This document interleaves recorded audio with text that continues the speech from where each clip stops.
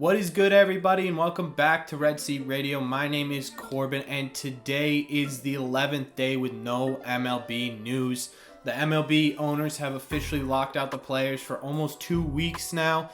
So a lot of the stuff that we see normally during the off season has been postponed.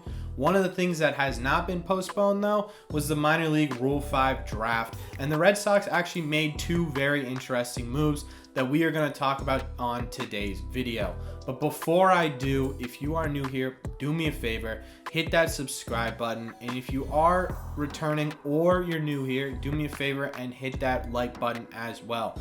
Both would mean a whole lot to me. The last thing I'm going to ask you guys before I get into this video is whether or not I should start doing a prospect highlight video once a week, talking about one or two of the guys in the minor league system that could have an impact on the Red Sox in the future. I just want to know if you guys would actually watch that, or if it's been played too much throughout Red Sox YouTube with this lockout going on. So let me know down below. Make sure to hit that sub and like button, and let's get into it. Alright, so the Red Sox took two players in this year's Rule 5 minor league draft, one being a lefty pitcher and one being a righty pitcher. The cool thing about this year's draft was that the Red Sox didn't lose anybody. No one was selected from the Red Sox organization. So really all we did this year was add depth, which is always nice to do. The first player being Austin Lambright. He was taken from the Kansas City Royals. Unfortunately, Lambright has not actually pitched in 2 years. He was injured through all of 2021, and obviously there was no minor league baseball in 2020 due to the COVID pandemic.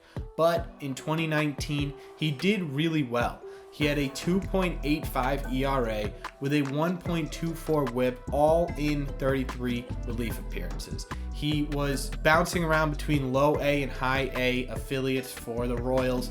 And most of the time he had a really high K per 9, but he also had a decently high walks per 9, which could be a problem going forward. I definitely do not think we will see this guy in the majors anywhere near 2022. Probably we'll start sniffing around and seeing if he can come up in 2025 or 2026.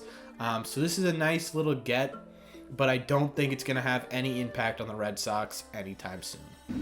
The second guy picked up in this draft was a right-handed pitcher from the New York Yankees, which is hilarious to me because it has now become an annual tradition for the Red Sox to steal a Yankees prospect during these Rule 5 drafts. Is this guy going to end up like Whitlock? Probably not, but it is hilarious to think about. This guy's name is Brian Keller. He had a strong 2021 season with a 2.77 ERA, including 11 starts in 26 appearances. All of these were for the AAA affiliate of the Yankees, which is fairly decent compared to the other guy who was only single A. This means that this guy, Brian, has more experience with higher level competition than the other guy does. So we could actually start seeing this guy in the actual Red Sox bullpen at some point during the year. He had a pretty decent hit Ks per 9 as well as a very high walks per 9. In my opinion, this is just a blip. He had a tough location year. I think he's going to bounce back and do pretty well because in 2019 he had an extremely low walks per 9, and that's not one of those things that you do by accident.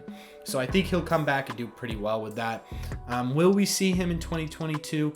More than likely, yeah. We'll probably see him for at least a week or two in July, August, those dog days of baseball. Get the other relievers some much needed rest so we can make that push in September and October. But I would be interested to see how he does. I'm not entirely sure how well our prospects have done in the past from these Rule 5 drafts. I know Garrett Whitlock wasn't a minor league pickup. He was a major league pickup. So that's the only one that I really know of. Let me know in the comments down below. Do you think these guys will end up being pretty decent gets? Do you guys think that this will end up being a kind of a moot point in the next couple of years? Let me know either way. And thank you guys very much for clicking on this video. Do me a favor before you head out of here, hit that subscribe button, hit that like button. This is my first YouTube channel and it would mean a whole lot. Thank you again, and I will see you in the next one.